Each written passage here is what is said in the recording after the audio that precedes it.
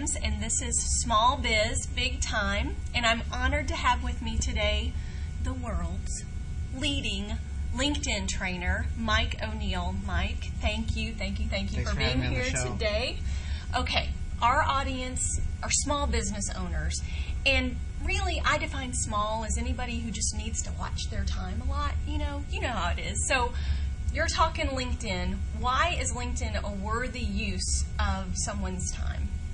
Well, you hit a really great question. Frankly, I'm a small business owner myself. We have less than 10 employees. We have less than 5 full-time employees. And we're global, actually. And the issues that we run into is time during the day. It's those 8 to 5 hours. You know what I mean? Oh, yeah. I mean, they count double, don't they? Yeah. So the 8 to 5 hours are precious. And the nice thing about LinkedIn is it's rather asynchronous. Here's my communications and here's theirs, and they don't need to be lined up. Mm-hmm.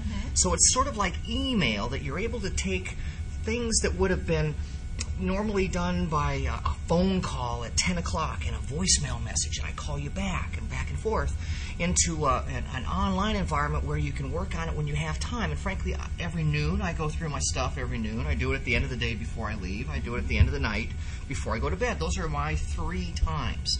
And I do things in a batch way, so that I'm not torn back and forth and back and forth. So I do my LinkedIn stuff, I do my work, I do my LinkedIn stuff, I do my work. It works out very effective that way, because you're in the mode of doing things and you're not hopping around. It's sort of like you're in play mode for baseball, and then you're in food mode for eating. You don't hop back and forth and take a bite of food and go play baseball, and then take a bite of a sandwich and then go play baseball. So right. You just don't do that. Yeah. So that's probably one of my best techniques. I've got a few others, but we'll work on those too.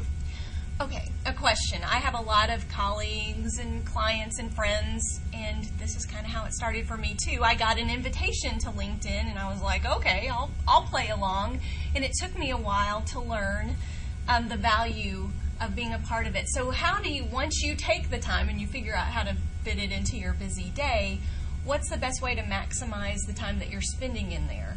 Give me some starter tips for folks who just accepted an invitation and now want to make it a real tool for them. So you have a lot of friends, huh? I do. Oh, I do. Okay. I'm blessed. I had that idea. So here's an idea. It's called the thank you. There aren't many people who say thank you. I mean, didn't we learn all we needed to know, like in kindergarten? There's a book about that, right? Mm-hmm. So when an invitation comes into me, I look at that person's profile to try to find some piece of information that maps back to something in my life, or my background, or my interest, or at least something that I can reference to have an entry point into that relationship. And I send a thank you message back. And that thank you message back says something about that I've incorporated in their profile. If I see something that might be an inroad in for a business opportunity, I'll highlight it, and then I've got my signature line. Mike O'Neill, CEO, Integrated Alliances, www.integratedalliances.com. And they can click on that link and find out more about my business as well. The link could go somewhere else, but generally that's a good spot to do it. So that's how to drum up business from the invitation and connection process. How do you incorporate LinkedIn into other kinds of networking? I know that you're by nature a networker, so this is really intuitive for you. But for other folks who are, trying to make it work and build their businesses, and show up at a chamber event or something like that, sure. How do you blend the two? Well, let's see. There just happens to be a business card in front of me. So let's use this as an example. When you go to a networking event, you're going to get a bunch of these. In fact, everyone you talk to, you should get a card from. And of course, you do the Japanese thing. Look at the card very carefully, and you're looking for clues. But the first thing I ask, and this is a great conversation piece for me, but it is for everyone else as well, are you on LinkedIn? You are. That's great. I put a little L on the business card. See the L? Now, at the end of the night or the next morning, I will gather up the L's, not the non-L's, just the L's, and invite them and say, hey, I met you at the chamber event. I thought we should hook up. I saw some possibilities that we might be able to do some business together. I think I can help you. Please accept my invitation. Mike O'Neill, CEO, Integrated Alliances, www.integratedalliances.com.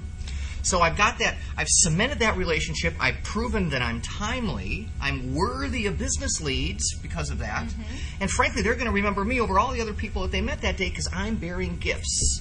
I'm inviting. I have invested part of my limited 3,000 invitations. You only get 3,000, and I've invested one of those in you. Wow, yeah. That speaks highly. Well, thank you. These are some great, really useful, practical tips that I know our viewers are going to be able to use, and we'll probably have you back on here, Mike. So thanks for being with us today on Small Biz Big Time.